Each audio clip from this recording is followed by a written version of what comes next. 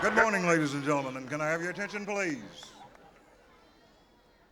My name is Rudolph Howard, and as principal of Central High School, the very first thing that I want to do is to welcome each of you. You've forged the traffic. You've waited patiently. You've stood, and you've helped me hold up the rain. How about it, Central? Hey!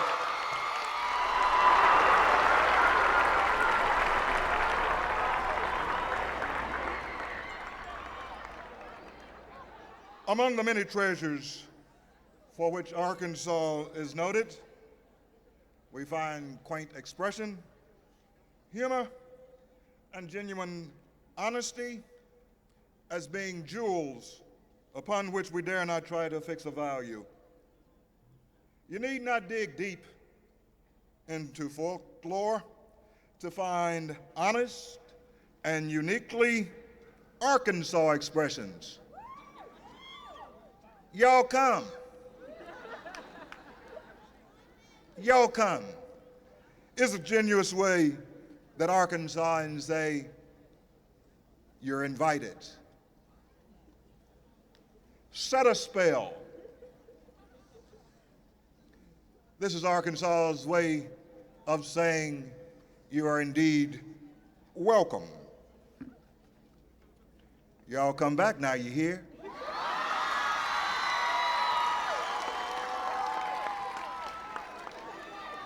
This is to say farewell after an enjoyable visit.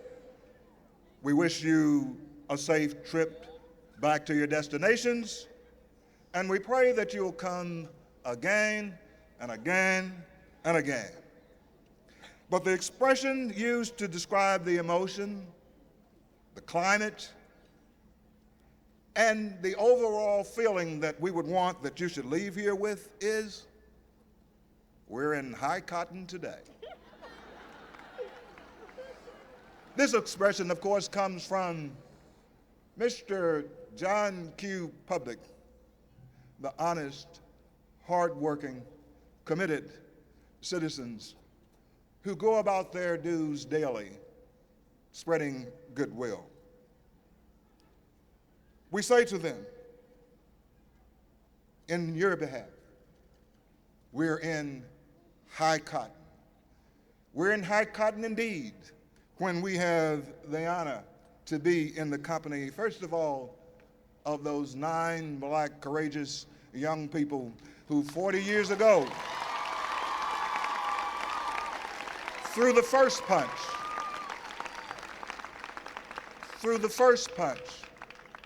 at knocking down the walls of segregation here in Little Rock, Arkansas. We are indeed in high cotton when the President of the United States, our President, President Bill Clinton,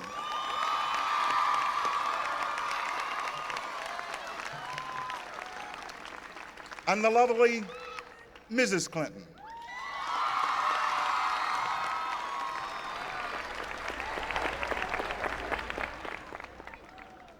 certainly there are no strangers on the team that's in place now and has for many years quarterbacked the breakdown of segregation, fought for human rights the world over. We are indeed in high cotton when the mayor of our fair city, the people's mayor is one that is always building bridges. We take this opportunity to say thank you on behalf of the Central High family for being our mayor, Mayor Daley.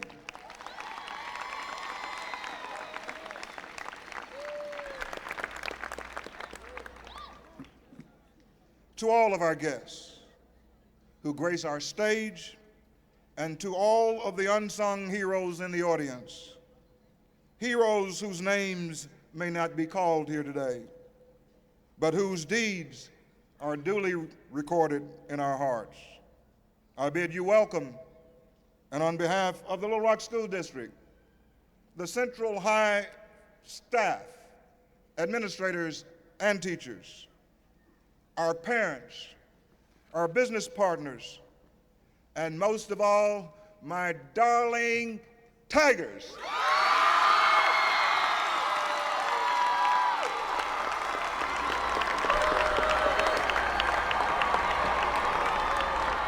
You Central High Tigers,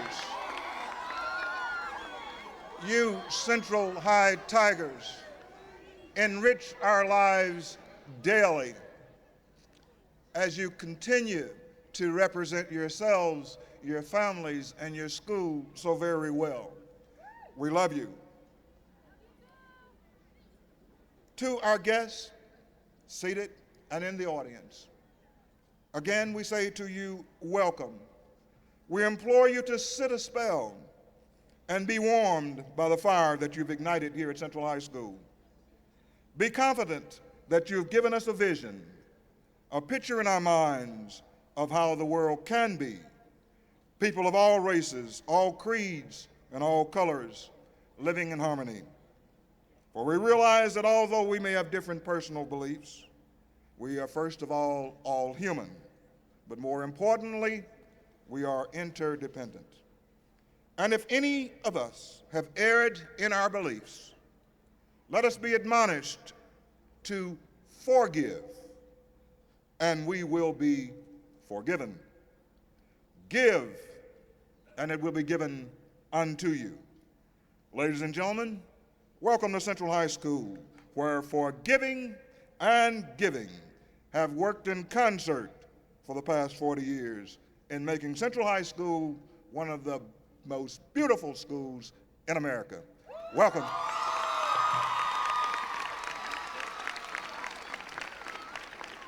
At this time, we present to you our mayor of our city, Mayor Daley. Good morning. Good morning, Central High. Good morning, Little Rock, Arkansas. Good morning, Mr. President and First Lady. It's great to have you home again with us. Mr. Howard, thank you so much, and what a terrific job you are doing as principal of this great school. On behalf of our city and with special greetings from the Central High neighborhood, the Little Rock City Board of Directors, and the citizens of Arkansas, welcome to Little Rock, Arkansas, the home of the President of the United States. As Mr. Howard said, 40 years ago today, 9 brave young men and women entered this school, breaking down barriers and setting positive examples for generations to come. With the love and support of their family and friends, these students showed incredible courage. Today, I am particularly honored and privileged to individually present to you Melba Patillo Beals.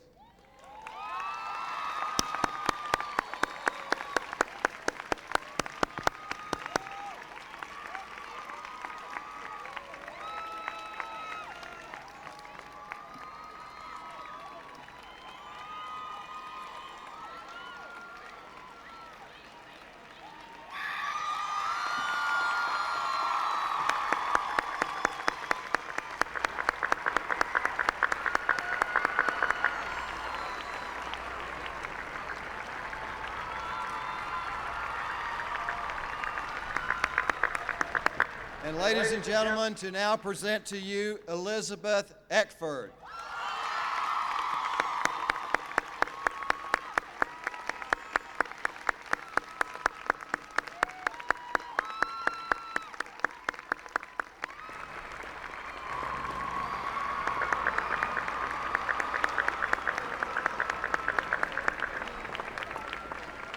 And ladies and gentlemen, join me in welcoming now Mr. Ernie Green.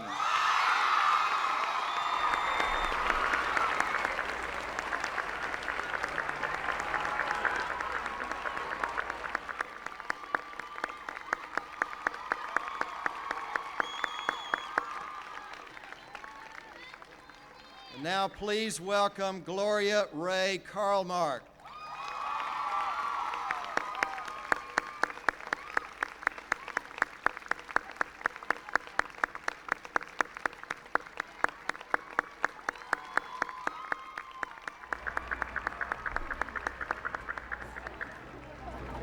Please welcome Carlotta Walls-Lanier.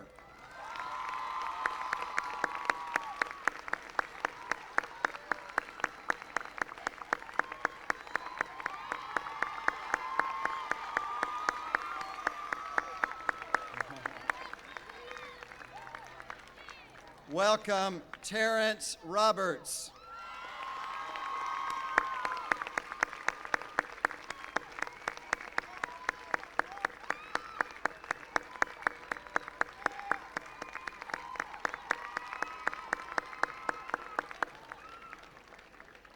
Please welcome Jefferson Thomas.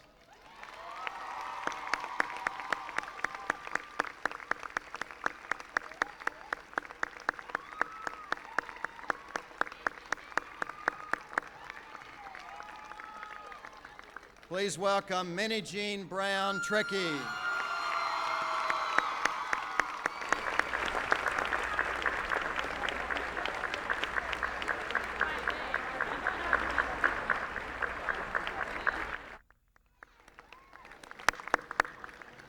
And welcome also Thelma Mothershed Ware.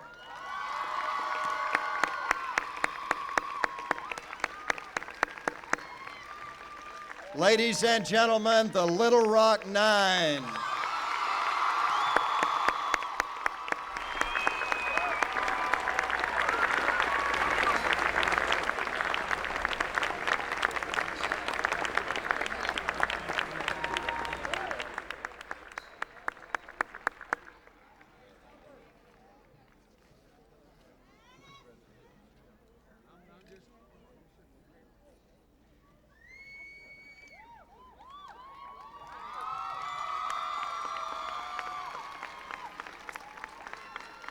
In 1963, Boys Nation delegate from Arkansas, Bill Clinton, met John F. Kennedy at the White House.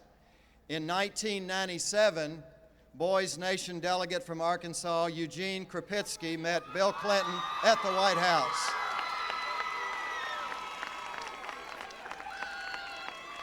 To lead us now in the Pledge of Allegiance is an outstanding Central High student and member of the city's 40th Anniversary Commission, Mr. Eugene Krupitsky. Following the Pledge of Allegiance, please remain standing for the National Anthem by Central students Rosetta Hunter and Holly Horn.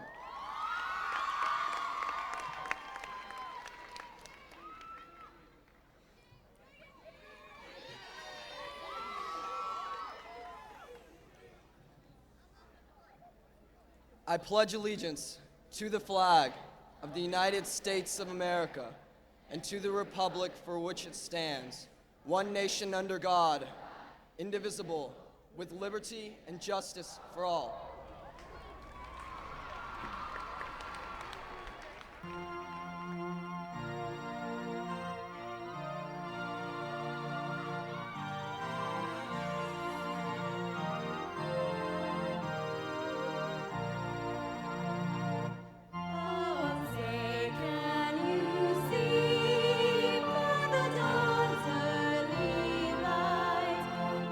So proudly we hail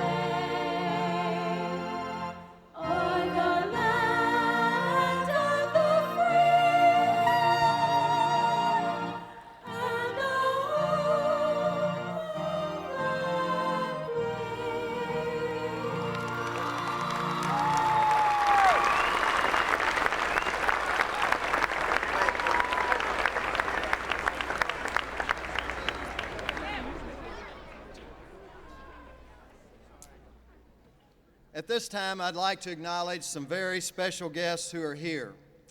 On the stage is a remarkable lady who, along with her late husband, L.C. Bates, played a most significant role in what happened in 1957. Ladies and gentlemen, join me in a welcome and special salute to Mrs. Daisy Bates.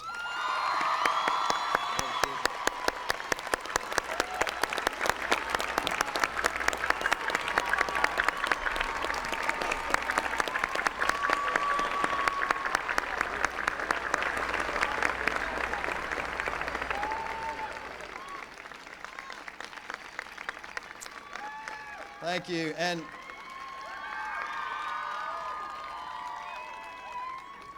we love you, Mrs. Bates. Seated in the audience are some unsung heroes and heroines.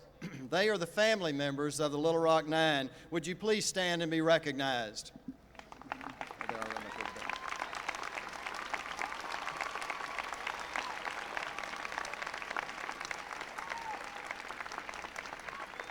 And to my immediate right are some very special guests.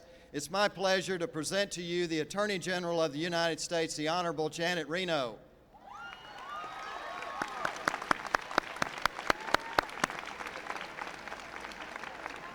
We're also very honored to have with us the distinguished Secretary of Education, the Honorable Richard Riley. Mr. Secretary, welcome to one of America's greatest schools.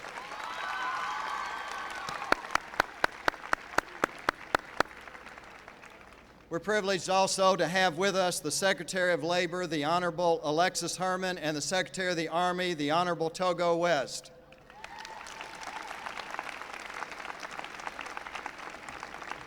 And two very familiar members of the Cabinet and special friends of ours are here. Please welcome back to the campus of Central High and to his neighborhood, the Secretary of Transportation, the Honorable Rodney Slater.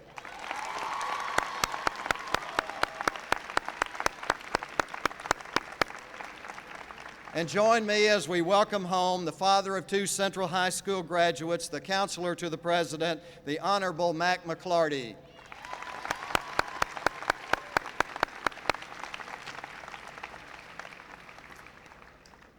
Many people were part of the Central story, but two of the great lawyers who made a difference were the late Thurgood Marshall and the late Wiley Branton. Please welcome Mrs. Thurgood Marshall Sr. and Thurgood Marshall Jr., and also welcome Judge Wiley Branton Jr. and his family.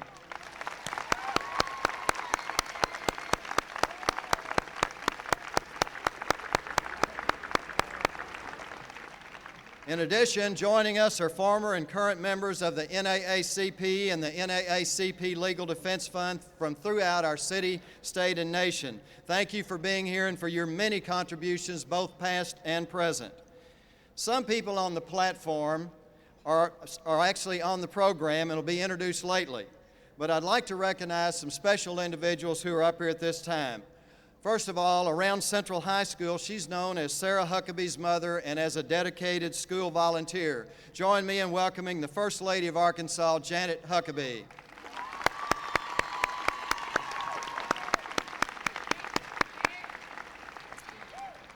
And please allow me to introduce, with a certain amount of pride, a very special person in my life, the mother of four and grandmother of five, and a wonderful ambassador to our city, my wife, Patty.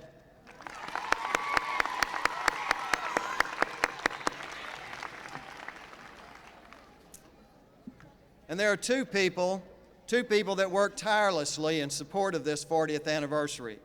Thanks to their leadership, people throughout our city and state have been involved in numerous events and activities. And I see now even more than ever how wise it was when I asked these two to co-chair the 40th Anniversary Commission. Please help welcome Dr. Gail Reed Jones and Mr. Rhett Tucker.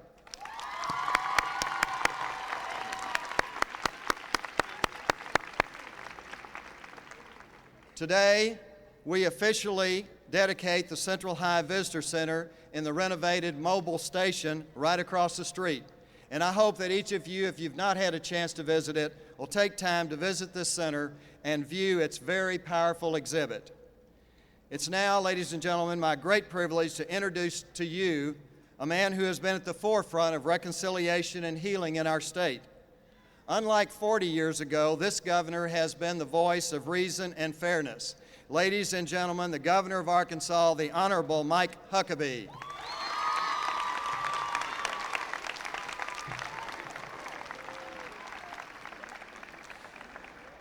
Thank you very much, Mayor, Mr. President, Mrs. Clinton.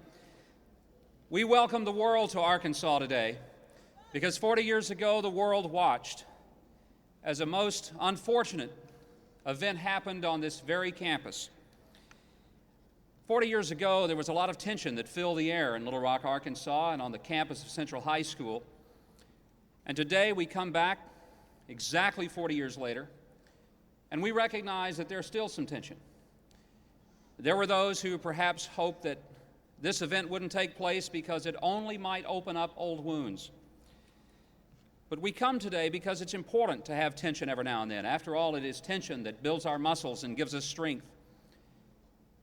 And if it is necessary for us to have some tension in order that we can change things, then tension can be a very necessary and positive thing for us. In the Proverbs, it says that he who conceals his sins does not prosper, but whoever confesses and renounces them will find mercy. Today we come to confront the pain of the past, to celebrate the perseverance of some very courageous people, and to continue the path to prosperity. It is important that we confront the pain of the past because, frankly, there are some times when, as we look back on our history, we're disturbed, and we ought to be disturbed. The children of Israel wandered for 40 years in the wilderness. And in many ways, Arkansas and the rest of the nation has wandered for 40 years in wilderness as it relates to race relations. Essentially, it's not just a skin problem, it's a sin problem. Because we in Arkansas have wandered around in ambiguity, all kinds of explanations and justifications. And I think today we come to say once and for all that what happened here 40 years ago was simply wrong. It was evil, and we renounce it. What the people did who tried to hold those 9 from entering the doors of this high school may be forgivable, but it is not excusable. I remember those photos, and they'll always haunt me as I look back and see the faces of those teenagers, the same age as my own children, and realize that those teenagers were simply reflecting the values and the teachings they got at home. And what is really tragic that we today come to renounce is the fact that in many parts of the South, it was the white churches who helped not only ignore the problems of racism, but in many cases actually fostered those feelings and those sentiments.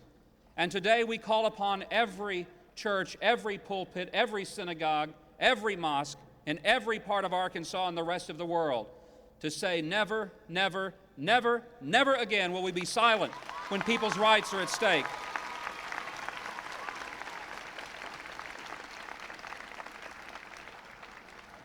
We come today to celebrate the perseverance of some extraordinary people.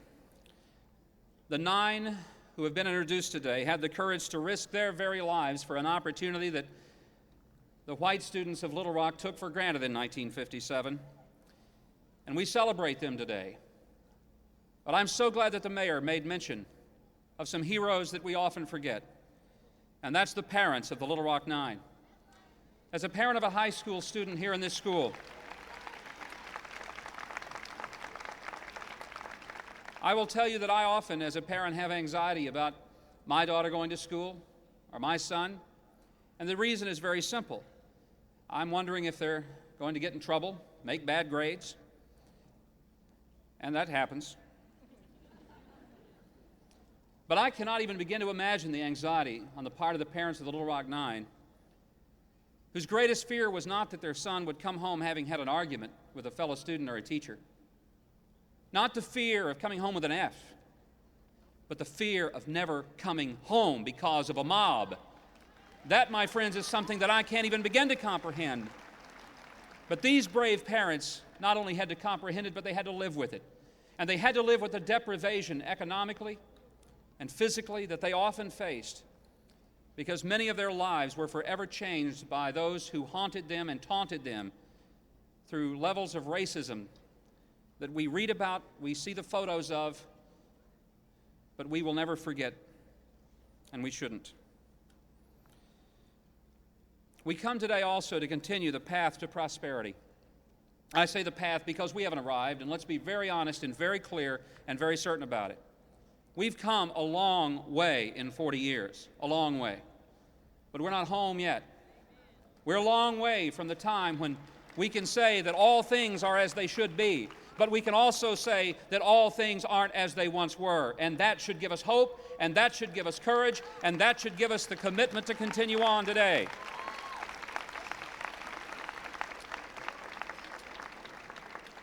I know that when Mayor Daley and I sat down a little more than a year ago and first talked about what we hoped might be some way to commemorate the events of 40 years ago, and I use the word commemorate, not celebrate. We celebrate progress, but we don't celebrate what happened 40 years ago. But we mark it, and hopefully we move from it.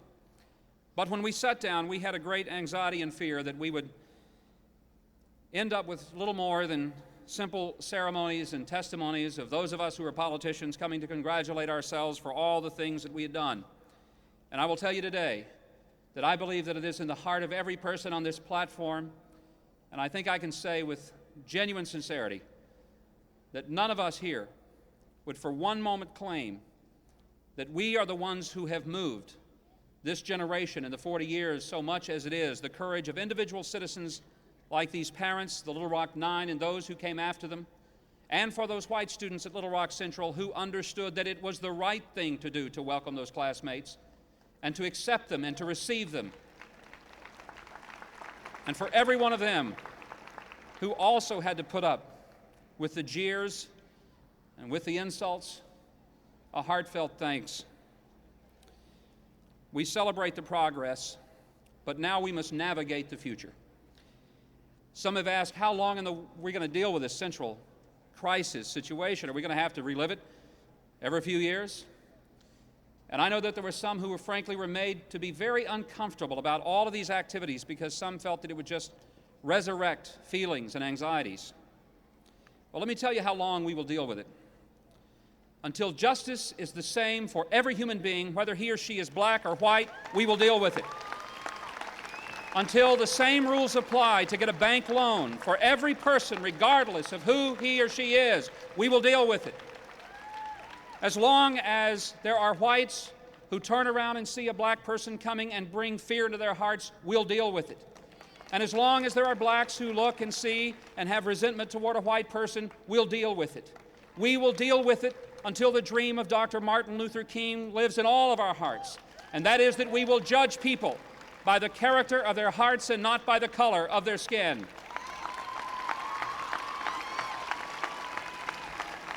Let me remind us, government can do some things, but only God can change people's hearts. Government can put us in the same classrooms, but government can't make classmates go home and be friends when school is out. Government can make sure that the doors to every public building are open to everyone. Government can ensure that we share schools and streets and lunch counters and buses and elevators and theaters.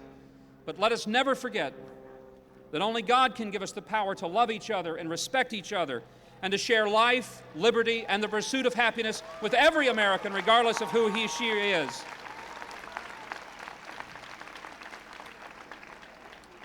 Today, as we dedicate the Little Rock Visitor Center, I will tell you that last Friday my daughter and I went there. We walked through that exhibit, and it brought memories to me of the time when Sarah was 11 and we went through Yad Vashem in Jerusalem to visit that incredible place that is dedicated to the memory of the victims of the Holocaust, another one of our history's horrors. And as we went through Yad Vashem and she saw the pictures of the horrible treatment, of the extraordinary injustices, of the evil that was marked by that time, I never will forget when we came to the end of that exhibit, and there at the guest book, She stood and took my pen and started writing her name and address, and underneath there was a space for comments. As long as I live, I will remember as my daughter paused and then wrote words that will forever be in my mind. She wrote simple words. I wondered as we went through it, did she understand the message of it? Did she get it? If there was any doubt, it was erased as I looked at those words, because those words simply said, why didn't somebody do something? Why didn't somebody do something? In silence we left, and I knew she got it. Today, as the world once again revisits Little Rock and the great state of Arkansas and its great people, I hope that never, ever, ever will someone have to ask, why didn't someone do something? As those who go through that visitor center and may ask, why didn't someone do something? I hope they'll take a good long look and realize that today we celebrate 9 people who did do something. God bless you, and God bless America.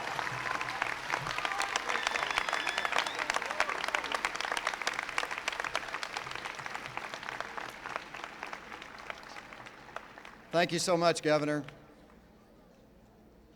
The young people of our state and nation have no better friend than our next speaker. As First Lady of Arkansas, she fought for better schools and higher standards, and without her leadership, we would not have the neonatal nursery at Arkansas Children's Hospital. As America's First Lady, she has continued her efforts on behalf of children. We have seen her inspire people from all walks of life throughout our country and our world. But today, we are very, very proud to welcome her home. Ladies and gentlemen, the First Lady of the United States, Hillary Rodham Clinton.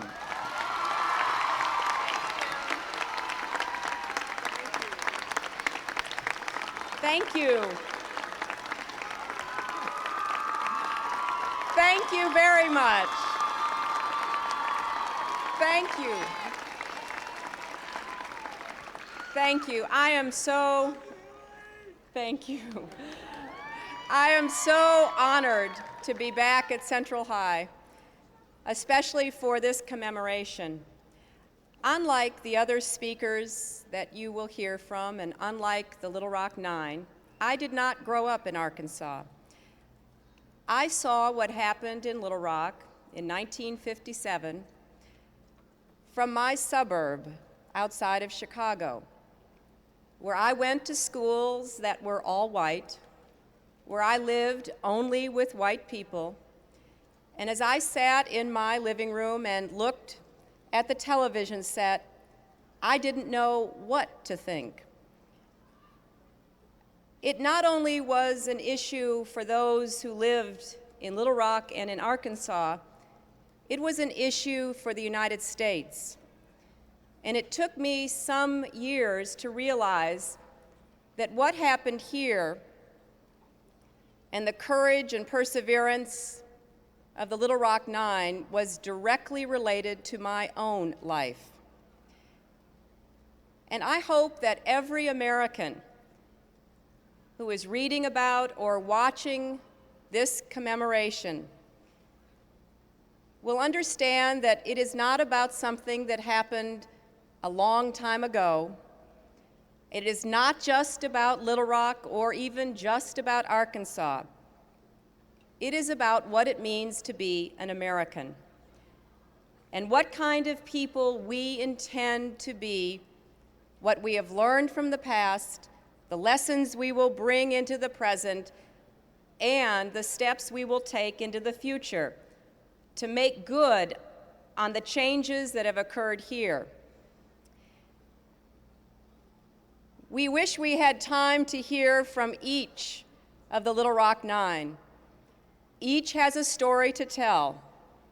Each represents not only themselves and their families, but literally thousands and hundreds of thousands of other young men and women who came of age in the 1950s and 60s in our country and who were too often denied the opportunities that they should have been granted. Each one of us, and particularly the young people, both black and white, who attend this school today, owe a great debt of gratitude to each of them. And we are fortunate to have one of them address us today, a man who has, by his words and action, demonstrated clearly for all with eyes to see what it means when the doors of opportunity are opened so that all people can walk through and then take advantage of what lays inside. It is my great privilege to introduce a favorite son of this city, a man who's been a wonderful friend to the President and me, someone who has been an eloquent spokesman, not only for his personal experience, but for its meaning far beyond his own life. Please join me in welcoming Ernie Green.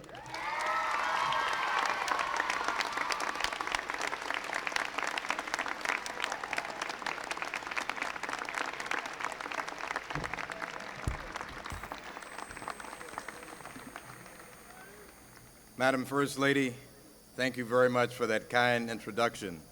Mr. President, the Governor, Mayor, distinguished platform guests, my fellow Little Rock Niners, and to you, Little Rock Central High School, thank you very much. It's a privilege to be here today.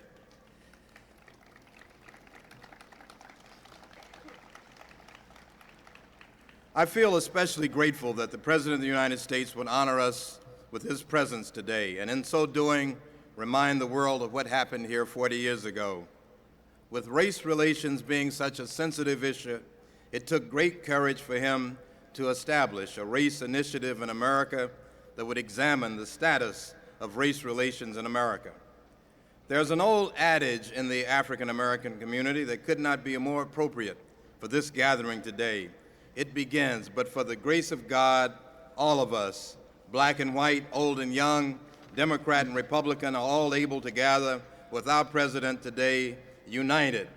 I believe it is a fair assessment to say that while all people of good conscience have always been steadfast in our single-mindedness to make Central High a better place today than it was yesterday, a better place now than it was 40 years ago, when armed federal escorts were as much an entrance requirement for my friends and I as books, pens, and paper. And despite the different paths we may have chosen to accomplish that goal, it's gratifying beyond words to see we can come together on the same plot of common ground, Central High School, with the knowledge that despite our differences, we are fundamentally much more alike than we are different. As children,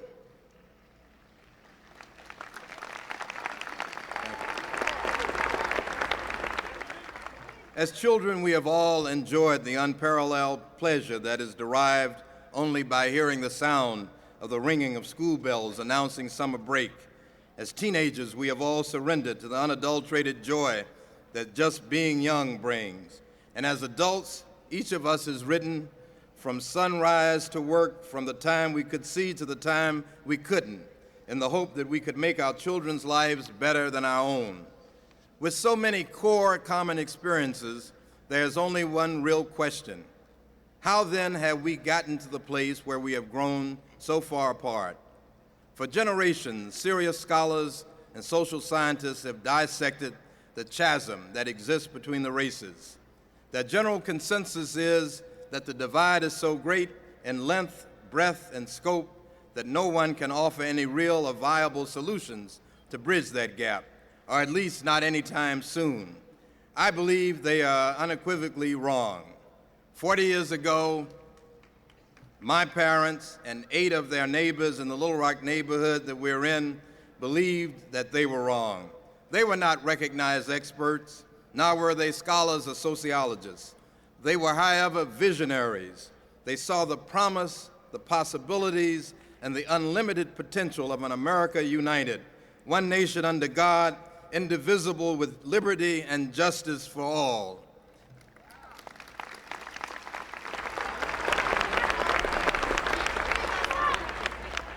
Nothing that I can say today can truly convey the magnitude of that moment. There are no words to express fully the sense of respect and reverence I feel then or now for my parents.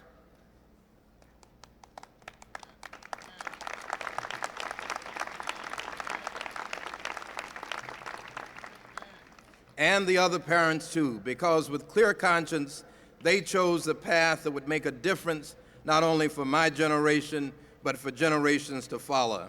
They were the stalwarts, the keeper of the family, keepers of the flame, keepers of the faith, who without benefit of power or prestige, put everything on the line, not only for themselves, but for the greater common good.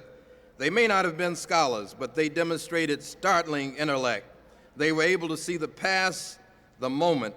They were able to see the difference between the American dream and the American reality. They were willing to sacrifice their own personal comfort to try to merge the two.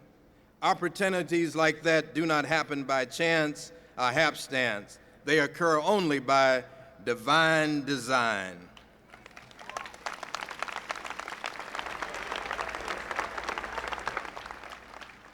To Mrs. Bates, who came by 40 years ago to convince me that it was the right thing to do, she came prepared with a plan of action.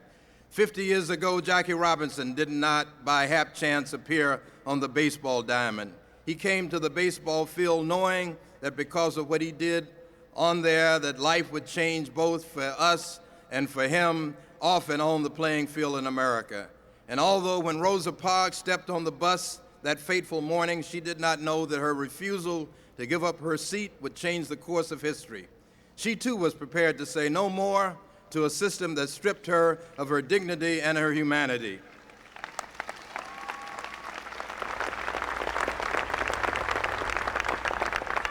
I can say from the personal experiences that the 9 of us did not leave one public school for another by chance.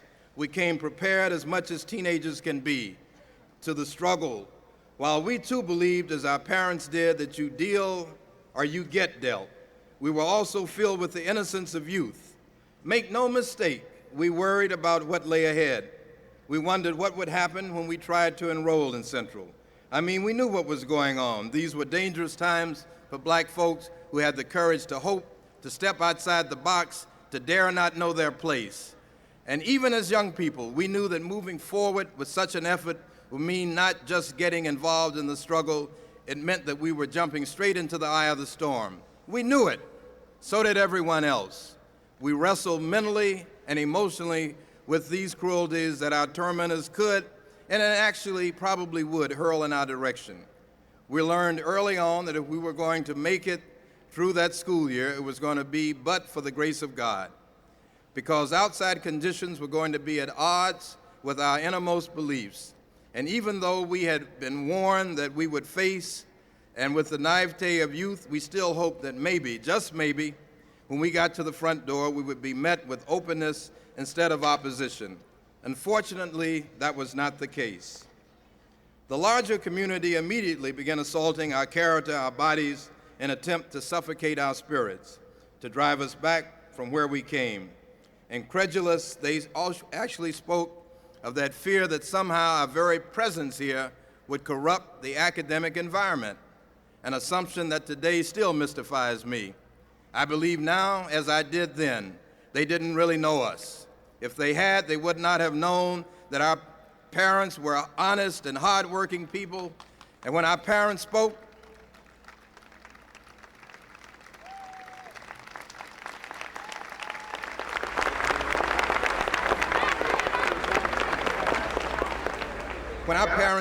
we listened. When they told us to do something, it was done. They were not supermen or superwomen. They were family-oriented people who, like generations before them, endeavored to carve out a place of safety, sanity, and dignity in the best way they knew how. But even in our community, there were some who said that this was not the healthy thing to do. Some people still don't get it, not because they believed in segregation, but because they thought it too dangerous to confront the system that insisted on schools being inferior. If we wanted equal education, they said the answer was simply study longer and work harder. They were wrong.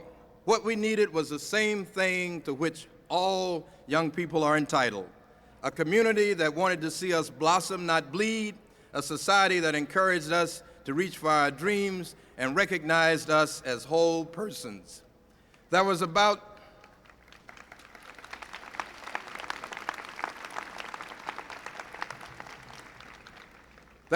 much more than who we were going to sit next to in the English class or who was going to be our science lab partners.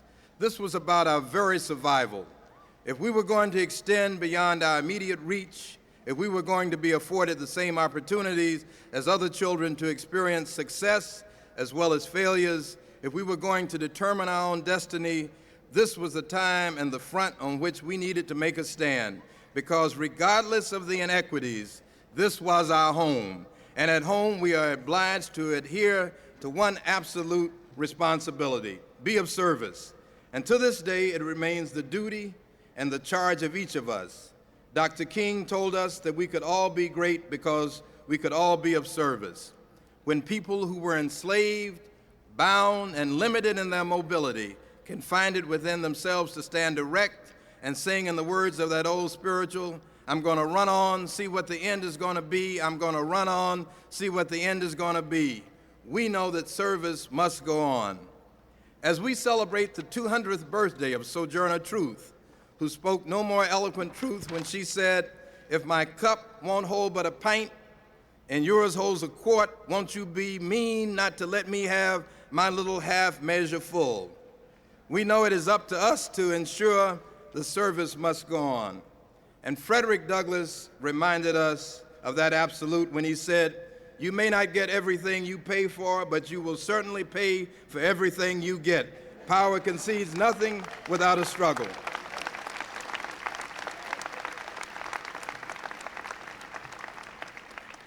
If I've learned anything in my lifetime, it is that this life is not about personal comfort levels, not yours, not mine.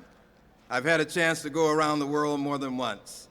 Our names appear in history books: Kalata Walls Lanier, Gloria Ray Kalsmark, Melba Patilla Beals, Minnie Jean Brown Trickey, Elizabeth Eckford, Thelma Mothershed Ware, Terrence Roberts, and Jefferson Thomas.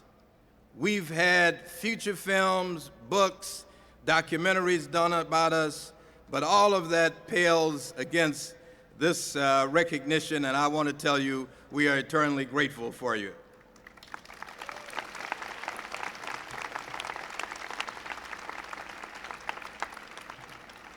As the First Lady indicated, I have an opportunity to call the leader of the free world a friend, and I take special comfort in that.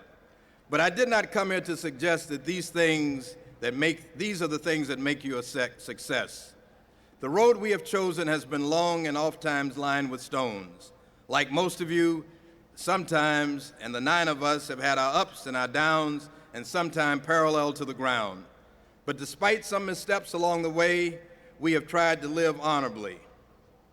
Now, when I wake up in the morning and go to bed at night, I always remember to thank God for keeping me safe in his bosom.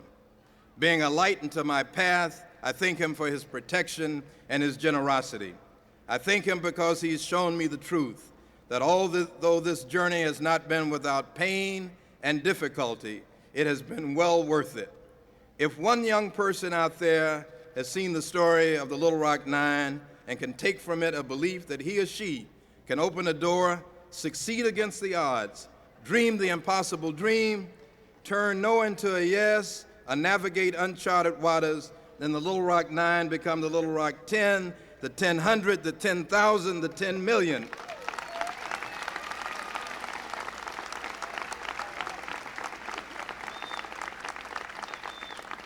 Today, it's 40 years later. I wouldn't take anything for our journey. Thank you, and God bless you.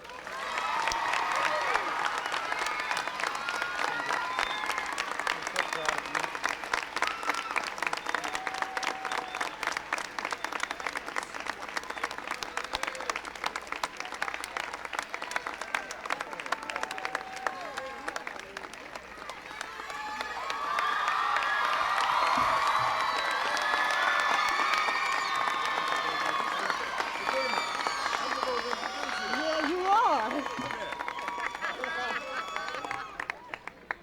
I got so carried away with the end of that. This is a young woman that we are all exceptionally proud of.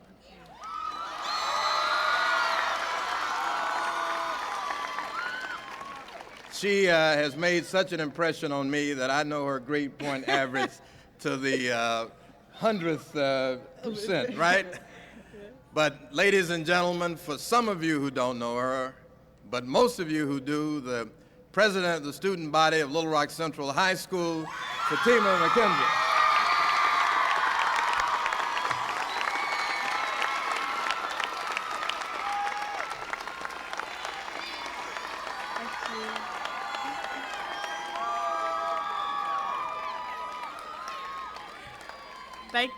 Thank you, Central. Thank you, Mr. Green, for that introduction. As you can see, I just moved right on. I understood. Imagine yourself traveling down a long, long road. In places you find rocks, stones, and weeds. You might even run into a storm or two. Along the way, however, you notice that a part of your path has already been cleared. You encounter millions of people whose paths cross yours, and some of them are even your guides for a while. However, one day, you must come to a decision. You have come to a crossroads. Do you follow the path that looks easier to travel, but may hold many obstacles later on? Or do you follow the path that has briars and thorns now, but leads to a road that is far better than any you have traveled before? The person that I stand before you to present today has realized that the American people have come to such a crossroads in race relations.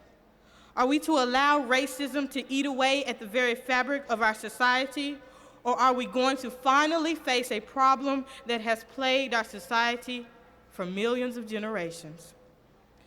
What began in the not-so-distant past was the destruction of those underlying ideas in American society that caused us to judge each other by the color of our skin instead of our individual worth as human beings. This struggle was aided by these 9 courageous individuals whom we honor today, as well as those who helped to prepare a way so that they could bring about change. Today, a man whom we have given a great charge will address his new initiative on race relations in America. This man is one who has fought to create policies that spur on the growth of our economy, shrink a deficit that has hung over our head for many years, create much-needed jobs, protect and improve an environment that we must pass on to our children, streamline a government that seems to enlarge with every passing day, and a man who has championed education as our governor and later on as president.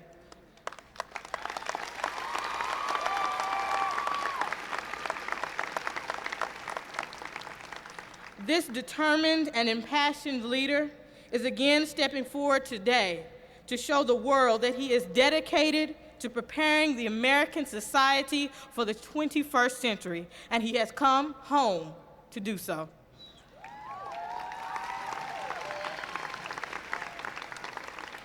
On behalf of the student body and faculty of the Little Rock Central High School, it is my esteemed honor and great privilege to present to you one of our hometown heroes. Ladies and gentlemen, the President of the United States, Mr. William Jefferson Clinton.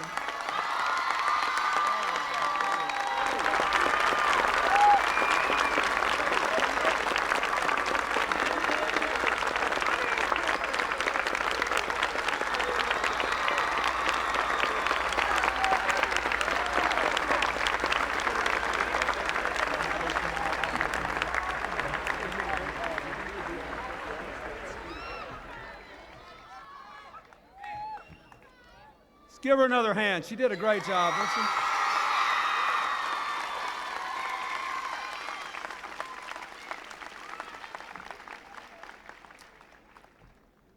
Governor and Mrs. Huckabee, Mayor and Mrs. Daley, my good friend Daisy Bates, and the families of Wiley Branton and Justice Thurgood Marshall, to the co-chairs of this event, Mr. Howard and all the faculty and staff here at Central High, to Fatima and her fellow students,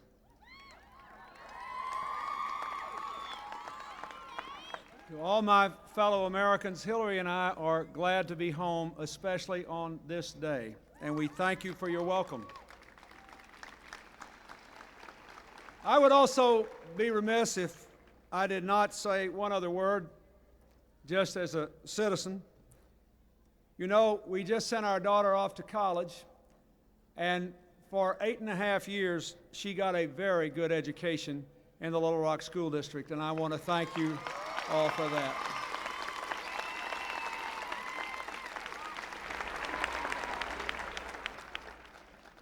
On this beautiful, sunshiny day, so many wonderful words have already been spoken with so much conviction.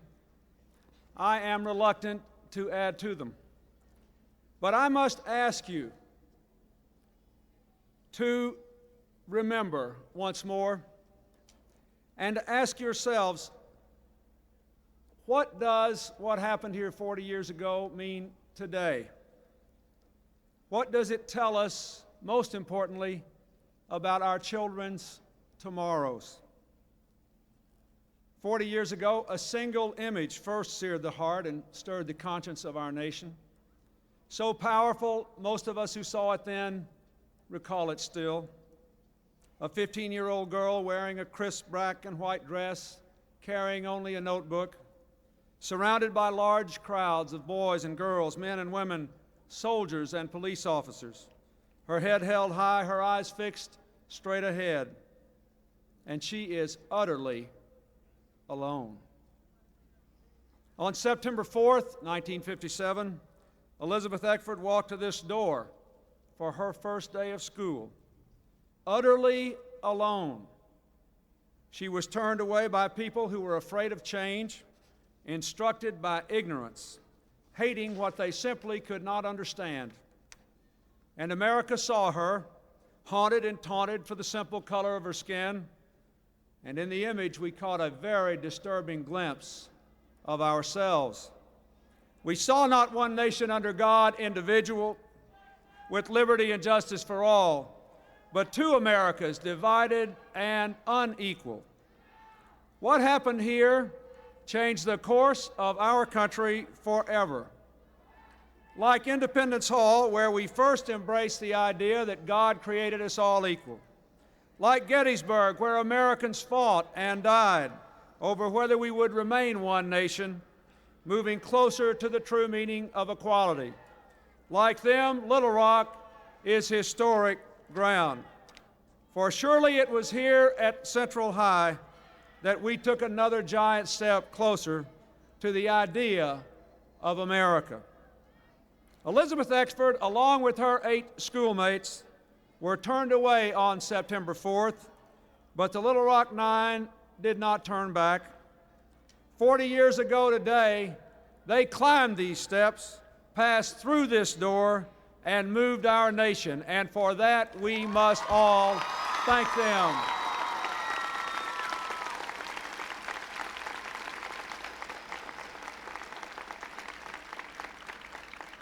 Today we honor those who made it possible, their parents first. As Eleanor Roosevelt said of them, to give your child for a cause is even harder than to give yourself. To honor my friend Daisy Bates and Wiley Branton and Thurgood Marshall, the NAACP, and all who guided these children. To honor President Eisenhower, Attorney General Brownell, and the men of the 101st Airborne who enforced the Constitution. To honor every student, every teacher, every minister, every Little Rock resident, black or white, who offered a word of kindness, a glance of respect, or a hand of friendship. To honor those who gave us the opportunity to be part of this day of celebration and rededication. But most of all, we come to honor the Little Rock Nine. Most of us who just watched these events unfold can never understand fully the sacrifice they made. Imagine, all of you, what it would be like To come to school one day and be shoved against lockers, tripped down stairways, taunted day after day by your classmates, to go all through school with no hope of going to a school play or being on a basketball team, or learning in simple peace. Speaking of simple peace, I'd like a little of it today.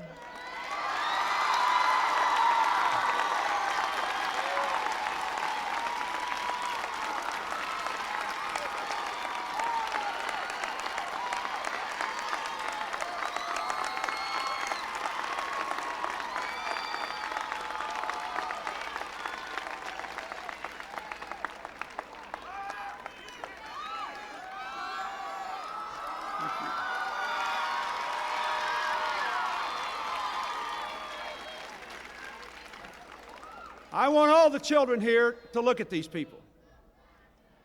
They persevered, they endured, and they prevailed, but it was at great cost to themselves.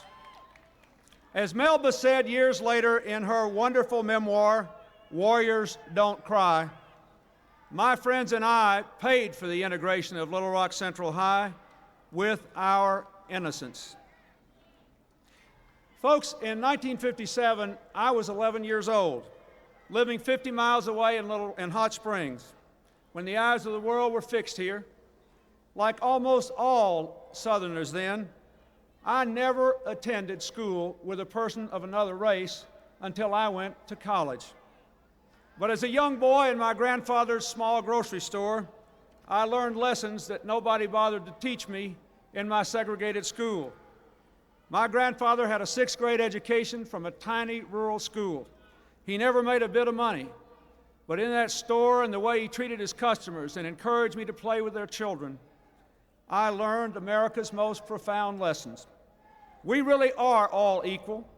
We really do have the right to live in dignity. We really do have the right to be treated with respect. We do have the right to be heard. I never knew how he and my grandmother came to those convictions, but I'll never forget how they lived them. Ironically, my grandfather died in 1957. He never lived to see America come around to his way of thinking, but I know he's smiling down today, not on his grandson, but on the Little Rock Nine, who gave up their innocence so all good people could have a chance to live their dreams.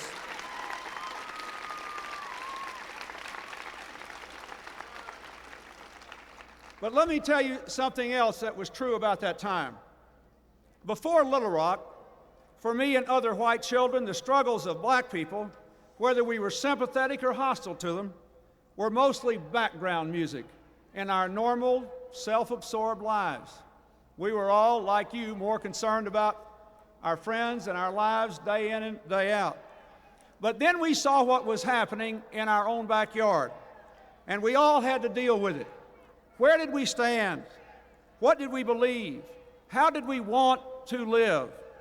It was Little Rock that made racial equality a driving obsession in my life.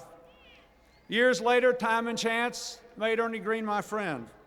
Good fortune brought me to the governor's office, where I did all I could to heal the wounds, solve the problems, open the doors so we could become the people we say we want to be. 10 years ago, the Little Rock Nine came back to the governor's mansion when I was there. I wanted them to see that the power of the office that once had blocked their way now welcomed them. But like so many Americans, I can never fully repay my debt to these 9 people. For with their innocence, they purchased more freedom for me too, and for all white people. People like Hazel Bryan Massery, the angry taunter of Elizabeth Eckford, who stood with her in front of this school this week as a reconciled friend.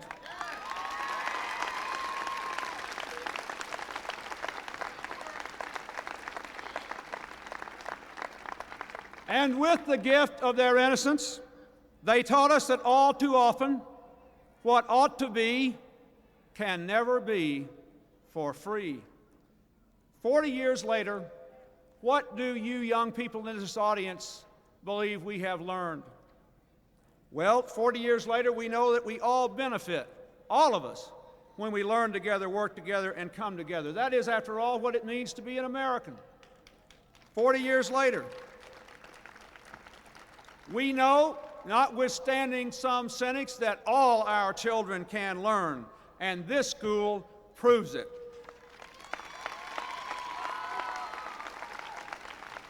"40 years later, we know when the constitutional rights of our citizens are threatened, the national government must guarantee them. Talk is fine, but when they are threatened, you need strong laws faithfully enforced and upheld by independent courts." 40 years later, we know there are still more doors to be opened wider, doors we have to keep from being shut again now. 40 years later, we know freedom and equality cannot be realized without responsibility for self, family, and the duties of citizenship, or without a commitment to building a community of shared destiny and a genuine sense of belonging.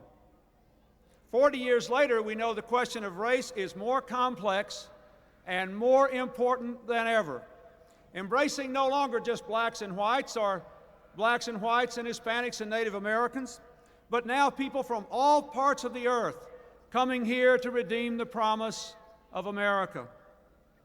40 years later, frankly, we know we're bound to come back where we started. After all the weary years and silent tears, after all the stony roads and bitter rods, the question of race is in the end still an affair of the heart. But if these are our lessons, what do we have to do? First, we must all reconcile. Then we must all face the facts of today. And finally, we must act. Reconciliation is important not only for those who practice bigotry, but to those whose resentment of it lingers, for both are prisons from which our spirits must escape. If Nelson Mandela, who paid for the freedom of his people with 27 of the best years of his life, could invite his jailers to his inauguration and ask even the victims of violence to forgive their oppressors, then each of us can seek and give forgiveness.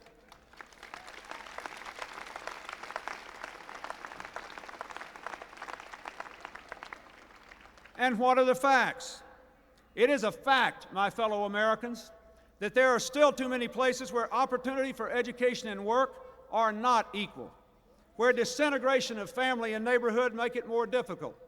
But it is also a fact that schools and neighborhoods and lives can be turned around if, but only if, we are prepared to do what it takes.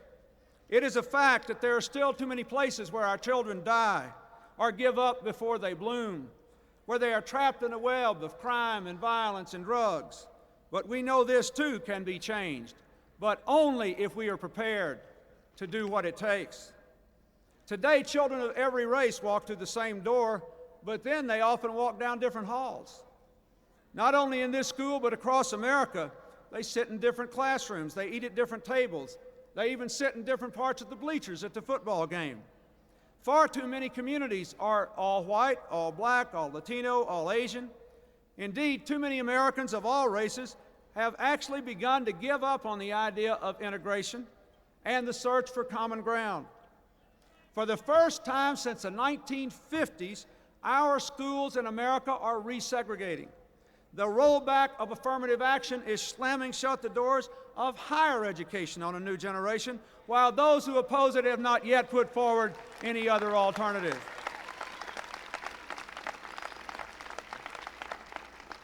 In so many ways, we still hold ourselves back. We retreat into the comfortable enclaves of ethnic isolation. We just don't deal with people who are different from us. Segregation is no longer the law, but too often separation is still the rule. And we cannot forget one stubborn fact that has not yet been said as clearly as it should. There is still discrimination in America.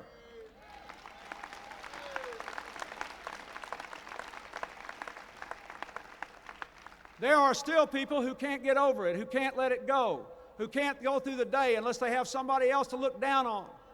And it manifests itself in our streets, and in our neighborhoods and in the workplace and in the schools, and it is wrong. And we have to keep working on it, not just with our voices, but with our laws, and we have to engage each other in it. Of course, we should celebrate our diversity. The marvelous blend of cultures and beliefs and races has always enriched America, and it is our meal ticket to the 21st century. But we also have to remember, with the painful lessons of the civil wars and the ethnic cleansing around the world, that any nation that indulges itself in destructive separatism will not be able to meet and master the challenges of the 21st century. We have to decide, all you young people have to decide, will we stand as a shining example or a stunning rebuke to the world of tomorrow? For the alternative to integration is not isolation or a new separate but equal, it is disintegration.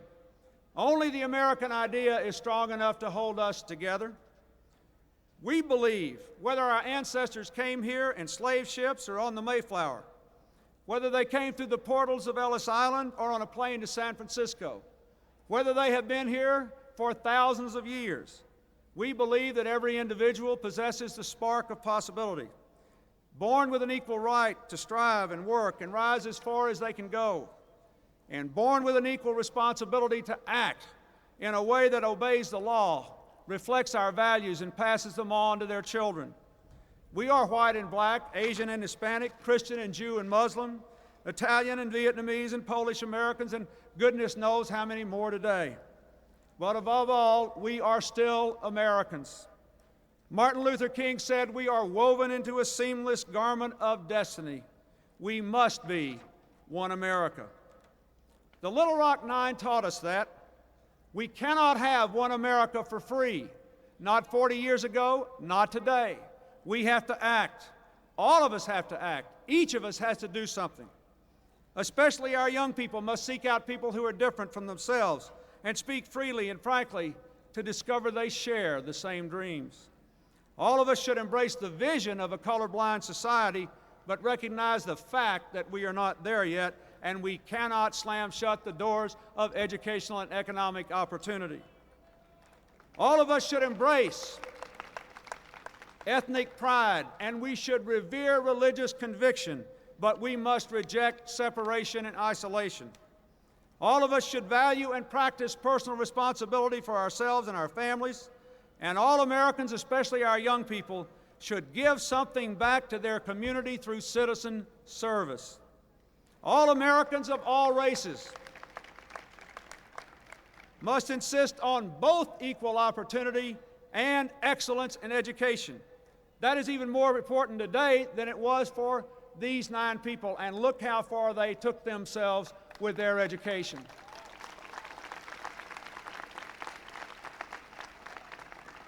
The true battleground in education today is whether we honestly believe that every child can learn, and we have the courage to set high academic standards we expect all our children to meet. We must not replace the tyranny of segregation with the tragedy of low expectations. I will not rob a single American child of his or her future. It is wrong.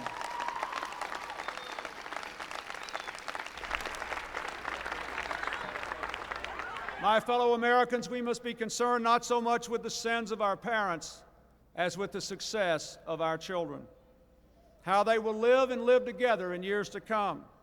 If those 9 children could walk up those steps 40 years ago, all alone, if their parents could send them into the storm, armed only with school books and the righteousness of their cause, then surely together we can build one America. An America that makes sure no future generation of our children will have to pay for our mistakes with the loss of their innocence.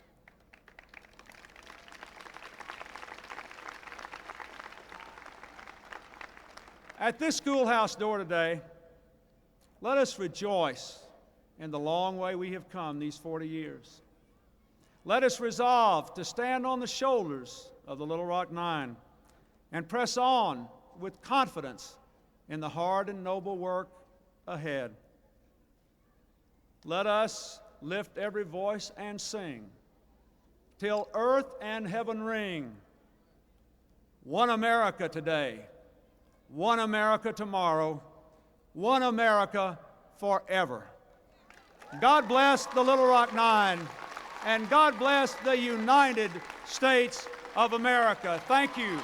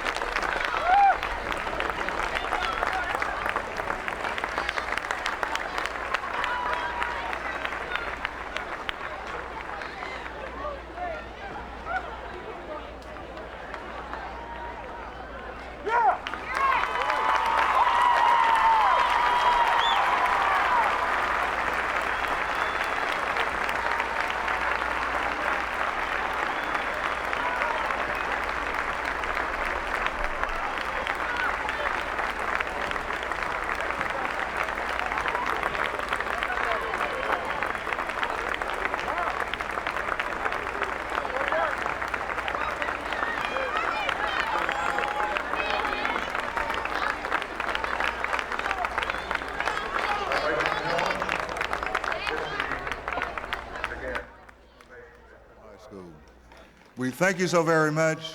We would make you mindful that we will be closed, the building will be closed for approximately 3 hours, after which, if you're still here and you want to visit, we will entertain you. Thank you so very much for coming.